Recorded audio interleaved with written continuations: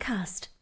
We have ahead for you today a truly incredible and special person and coach and business owner and entrepreneur, and a message that she has which is truly incredible and important and special as well.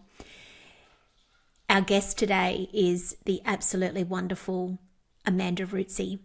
Amanda is currently our co-winner of the Beautiful You Coaching Academy International Coach of the Year.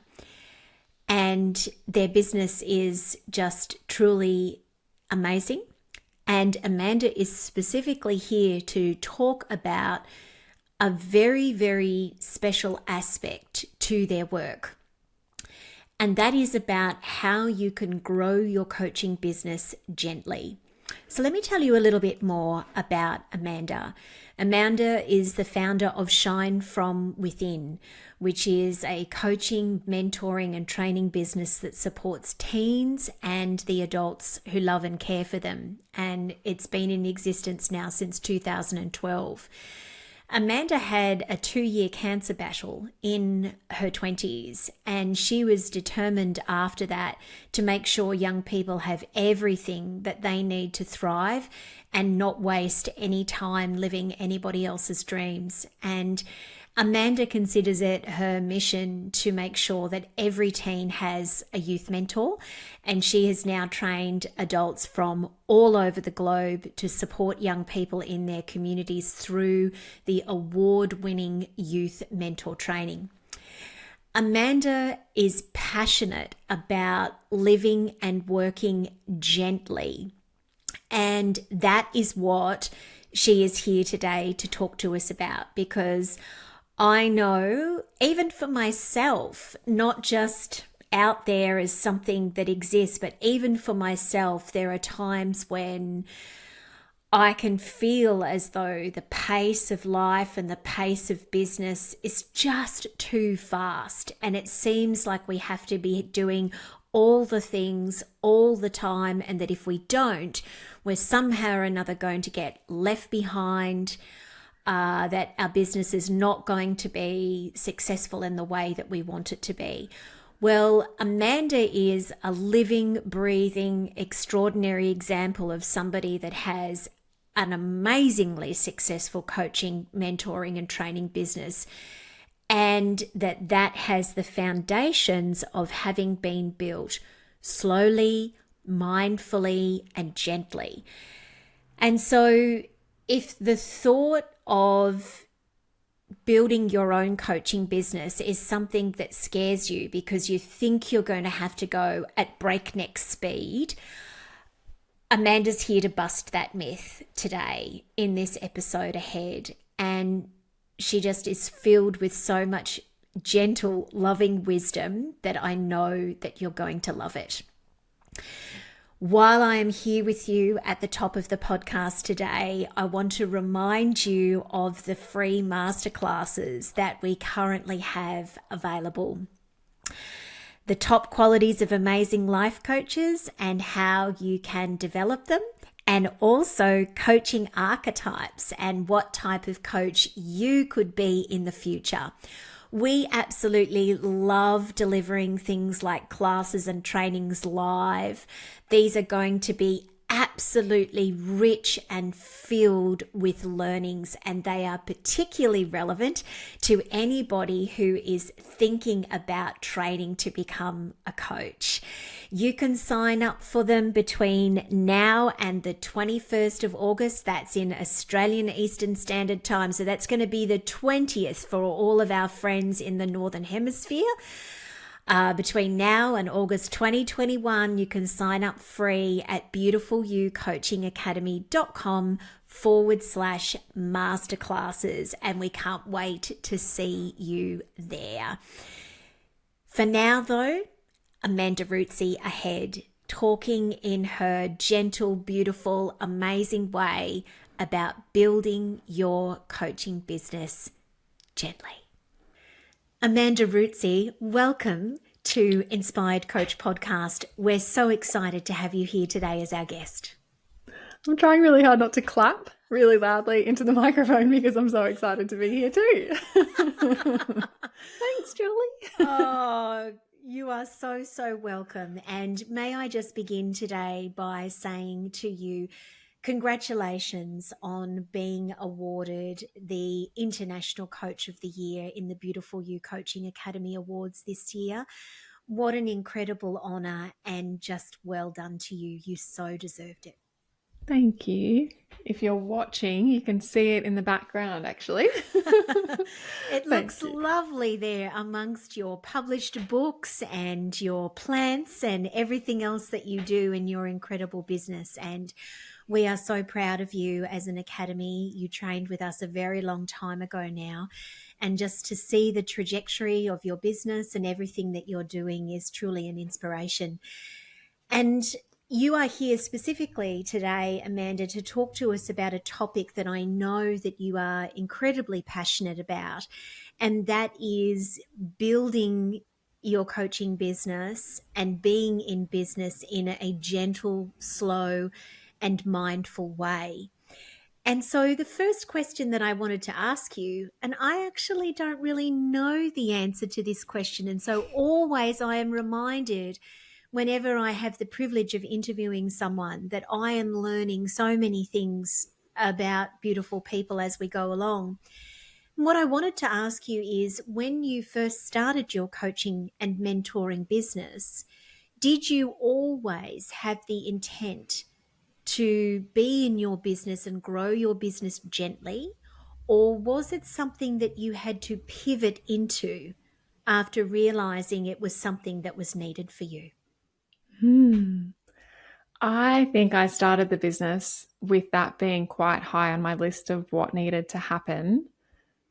But on reflection, I think that was more from, there was a lot of fear around that. I think actually it was more around, I'm so scared of burning out or getting sick, or I had yeah, I think it came from this real fear based place. Whereas I think it's evolved now to being more about embracing everything and embracing all of who I am, and showing up in an authentic way, rather than, oh my gosh, I really have to be so careful, and I can't say yes to that, and I've got to be, um, yeah, I've got to make sure that I don't get sick again. I think that's probably how I came into it, feeling like Mm. gentleness was so important.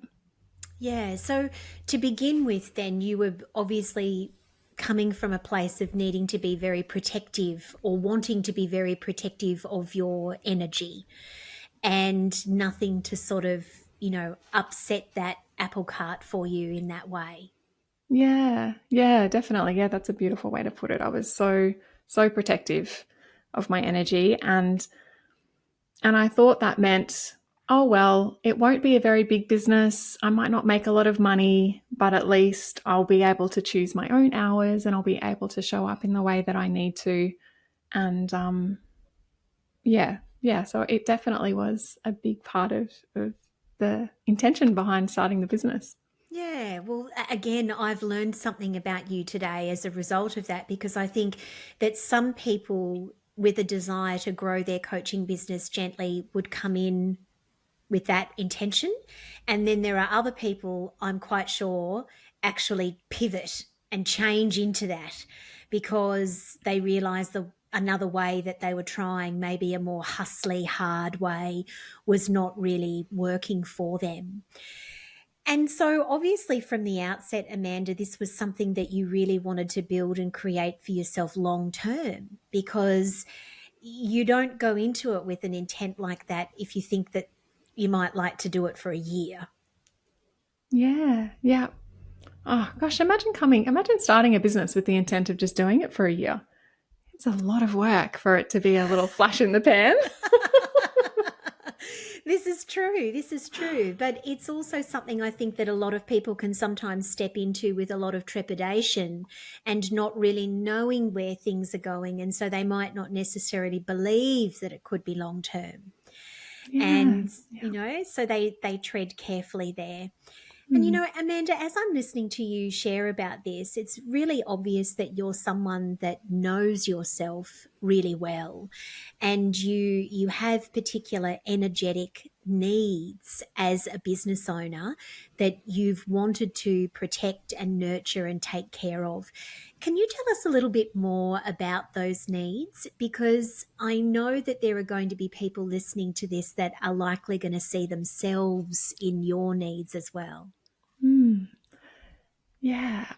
Okay. So for me, gentleness is gentle for my body and my energy and things like that. And so being really introverted, being highly sensitive, um, being neurodivergent, there are a lot of things there that I I know and am still learning about, of course, now too. And I think it's probably taken 10 years to fully embrace some of those things and realize that they can be strengths instead of things that I need to work around or fix. But I can't, it's not that I can't, but I need a lot of space to recover after doing any in person events, any even one on one coaching. I have to be quite careful about how many I take on at a time, any group calls too. There's just, I love doing them, but it takes a lot of energy out of me. And I know that I then need a day or two of doing nothing and being in bed and watching Netflix or something like that to recover.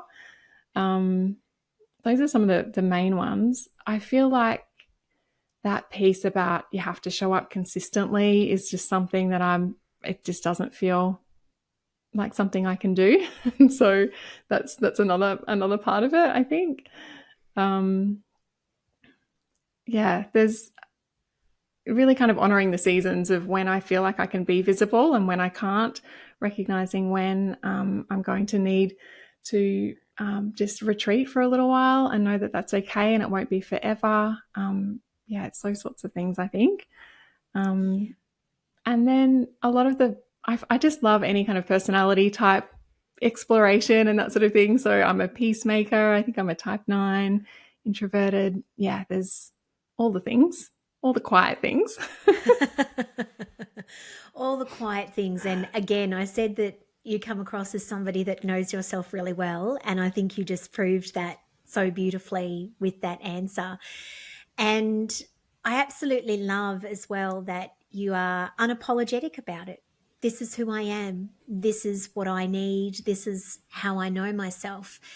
And I know that that is a part of your success, because I think it's a part of anybody's success when they truly honor who they are and then meet their own needs before thinking that anybody else can meet them as well. You've structured and are running your business in a way that honors your deep desires and who you truly are, which is really powerful.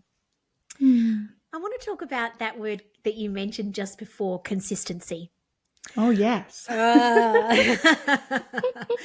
Let's talk about this word consistency, because I think it's a word that sometimes people can see as being very black and white rather than nuanced. And when we think about consistency, we think, well, you turn up at the same time every day, or you do the same thing every week, or some version of that. And while that can be the case in some instances, consistency can look consistent and positive and forward moving in other ways, can't it?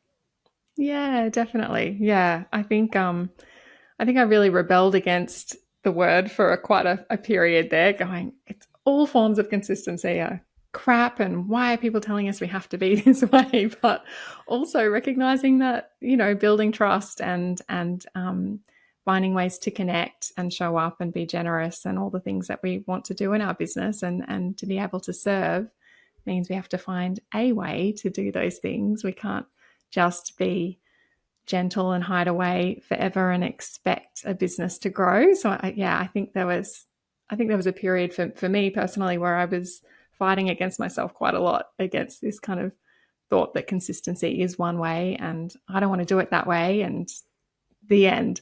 But you're right, it is it is so nuanced, and there's, we can show up we can show up I don't even want to say consistently. We can show up regularly. We can show up with service. We can show up generously without it needing to feel any particular way. Really, we can figure out the way that we create and the way that we choose to bring those creations to the world, however we like. And I think I've said to you a couple of months ago, actually, that I get quite inspired watching movie stars, in the way that they get to work on a project and then they're everywhere for that moment, launching it. They're on all the talk shows, they're doing all the things, and then they retreat again, and that's okay, and that they're not expected to be looking movie star perfect every day of the week. No one expects that of them. And I don't know how we got to this stage where we put this pressure on ourselves to feel like we need to show up perfectly every single day, and that's what business is. Because that doesn't feel very gentle to me. No, not at all. And it also just doesn't feel doable. No. It feels like a one-way track to burnout and all the things related to it. Like, I know I'm sitting here and I'm thinking to myself that if I had to turn up, sort of camera ready, even in my own world and business every single day, I would just be craving days where that was not the case. And when we begin to crave something in that way, it's kind of a sign, isn't it, in a way that we're not giving it to ourselves enough. Absolutely. Yeah. Mm. Yeah. Yeah, for sure. And you know what? There was something that you mentioned in that beautiful explanation, Amanda, that I'd actually love to talk to you a little bit further about, and that is about creating, and that you have had to work on finding ways of creating for yourself and working out what works for you in regards to things like launching in your business and being the face of it and all of those kinds of things. Because there's no one size fits all here, is there? And how is it that you'd love to share with everyone could be a great way for them to find out what's the right way for them in regards to their energy and how many clients they may see and things like that, because it can be hard to know when you don't know. Yeah. Yeah, definitely. And that can stop us from even taking that first step when we're just don't know, just not aren't sure. Yeah.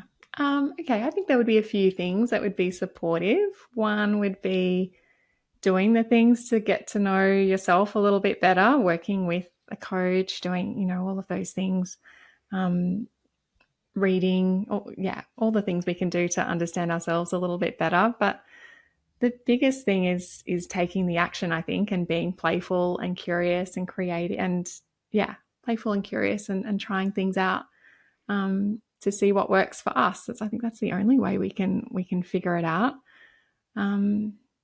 I think another thing is looking out and following people that are doing things in a more gentle way, that aren't using a lot of hustle culture kind of language, because that can very quickly get us back into feeling like we're not doing anything the right way, and that there's this other magical, fast-paced way.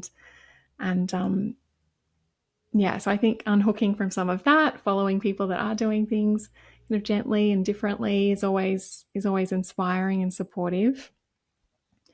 I think beautiful journaling questions can be so helpful too, in kind of just having a think about what would a perfect week be for me? What would a gentle, sustainable week feel like? What would it feel like to get to the end of the week and not feel burnt out? Those sorts of questions, I think, can be so supportive, and kind of giving yourself permission to think about the ways that you could dream it up for yourself, and know that it's possible. I think systems and all of that kind of boring stuff can be so helpful in gentle business as well. Whatever you can do to kind of automate things and give yourself space is really important. Checking in with cycles and seasons, I think, is a big thing too. I think for me, I feel like the last couple of years, I just haven't had much capacity to create or be out in the world too much. But this year things have shifted and it feels like more of a summer kind of year. And so I'm just going with that rather than being too scared of overdoing it, just kind of checking in regularly, but going, no, I do feel like I want to create more and be out in the world more. And just kind of going with that, knowing that at some point that will shift again and that it's all okay. Yeah, that it's all okay. And I love the flow, that I'm feeling into there with you. And gosh, that was just like a mini masterclass there. Don't get me started, Julie. That was absolutely fantastic. So many incredible suggestions, the journaling and the doing of the things, because I think that sometimes, and this is almost the antithesis in a way of gentle business, is that so many people are either looking to be given the answer or some kind of hack, to how it is to go about something. And hacking and gentle business kind of don't really sit in the same playpen very well together. But what you were talking about before, like playing and being curious and adventuring, actually does. Because if it's one thing that I know with coaches, if we even just think about it from seeing clients in a one-on-one perspective, absolutely everyone is very, very different. I know some coaches that see as many as 6 clients in a day. Wow. That I can see your face there. You're like, woo. And you know what? I identify as an extrovert, and that I'm not even an introvert, and that gives me shivers. Like, I once saw 6 clients in a day, and by the time I rolled into bed that night, I was saying to myself, I'm never doing this ever again. I was way past cooked and realized that I had blown myself out, energy wise. But the only way that anyone's going to find out what's right for them, whether it be with clients or social media or anything like that, is by actually doing it and paying close attention to yourself as you do. Yeah, absolutely. Yeah. I wish there was a hack. I wish there was just that one thing, that little switch. But that's boring too. Well, it's also just not really real. I mean, we're talking coaching is human interaction between people. There's only so much hacking that you can do, with that sort of stuff before it gets to a point where you're like, hang on a second, aren't we actually here to have really slow, rich, deep, meaningful conversations and contact with each other? And really, I think all you're talking about here and passionate about, Amanda, is building a business that is a reflection of that. Yeah, absolutely. Yeah. And as you do that, and as you start to do that, new opportunities come too, don't they? And you do learn an extra thing here or a tip there. You pick lots of things up along the way, I think, that you can kind of roll into the way that you want to work and show up and be with clients. But you have to start. Absolutely. Yeah, exactly. Absolutely, you do. You learn as you go along. So, yeah. Amanda, something that you also mentioned before, which I'd love to talk about a little bit more, is the fact that we can see out there at varying different times the opposite of what feels like gentle, soulful business building practices. A lot of promises, a lot of hard marketing, a lot of, fast numbers, all of those kinds of things. Can you share with everyone any sort of support or advice that you have around trying to step back from that very hustly, fast culture that can feel like it's hitting us in the face a lot, and therefore giving the impression that is the only way to build a successful business when it's not? And we're talking to somebody who is a very successful business owner. I'm just going to drop this in here, everyone, just so you know. Amanda is a very, very successful long-term coach and business owner here, and she has built her business in this very gentle, soulful, mindful way. Doing so is not mutually exclusive with gentle business and having exceptional income and results. Talk to us a little bit more about that.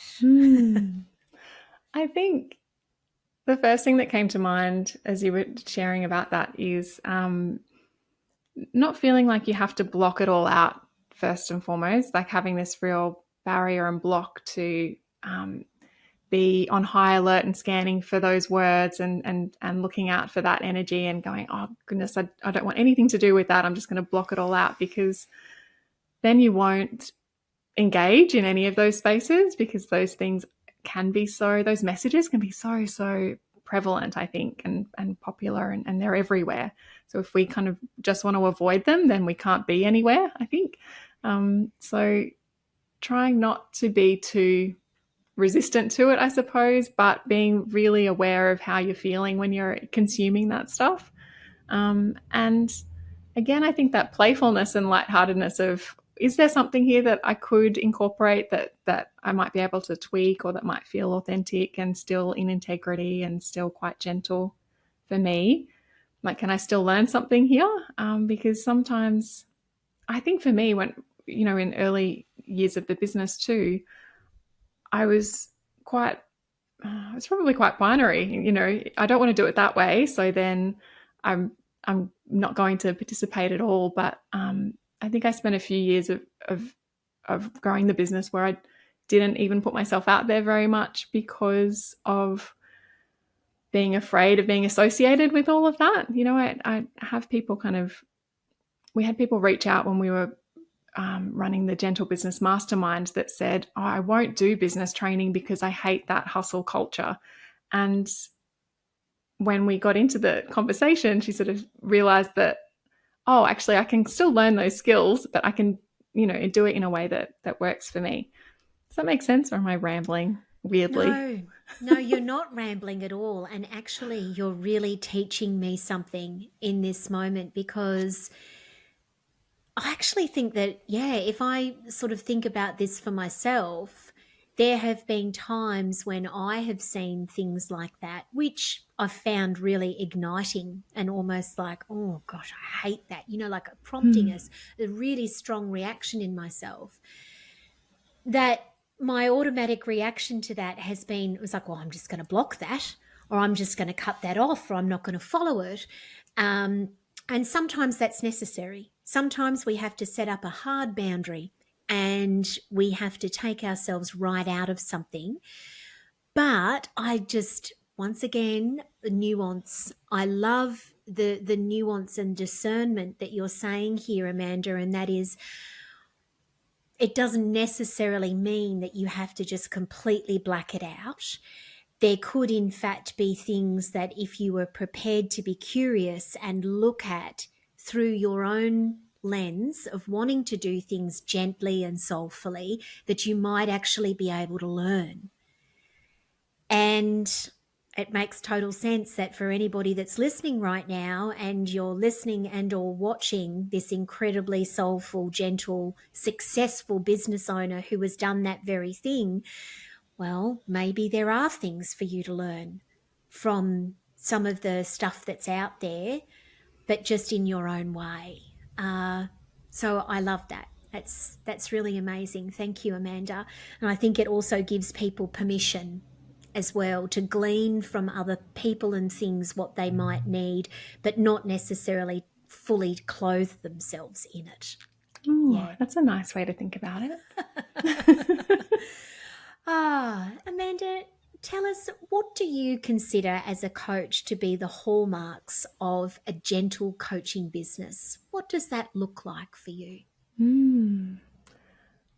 For me, it is gentle for myself personally, gentle, embodying gentleness for me, but it's also gentle with our clients. It's also kind of expanding out to clients, to other beings and animals and the world and the environment too. That, when I think about gentle, it's it definitely starts with me, but it's also about a socially conscious business, an environmentally thoughtful business. I'm a vegan, so those values come through in my business too, and being okay with that and realizing that it is my business. I'm allowed to cater the events vegan if I want, because that's a value of mine, and by extension a value of my business. And so it's a lot of things. Yeah, but thank you for giving us those examples, because what is a gentle business for one person may be something that is completely different to another. And I think it's really inspiring for everybody listening to think about a gentle business, not just being gentle for you as the business owner, even though that's the most important part, of course, because without you, there is no business. But that also gentle business can be inspiring in a very sacred way in so many other areas and touch points, for how you work with your clients, to how you might consciously and socially give back, to, right through to the bringing through of your values in your business through things such as catering at your events. That's when a very, very powerful business comes to the fore, because you're at the center and core and heart of that, and bringing your values to life. So that's amazing.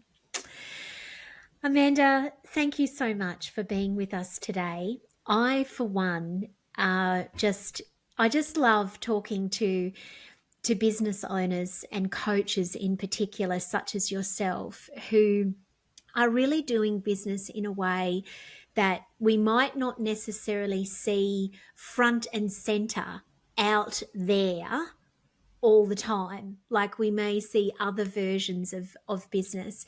And this is one of the great things about having a divine podcast like this one, where we get to bring different stories and different journeys to life.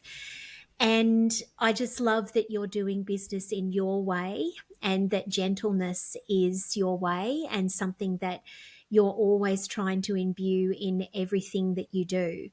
The fact that you do that, and then also combine that with it being such an incredibly successful business as a coach, as a youth mentor, trainer, truly it's inspirational. And so thank you for being here with us. Is there anything that you'd like to share with everyone to finish up, those who are maybe really desiring to create a gentle business for themselves and have that sort of success that you've had and are having?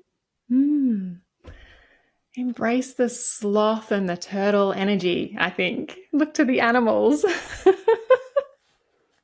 They're so wise, and they just, they might take a little longer, but that's okay. We've got time. We've got time. You've got time. Yeah, we certainly do.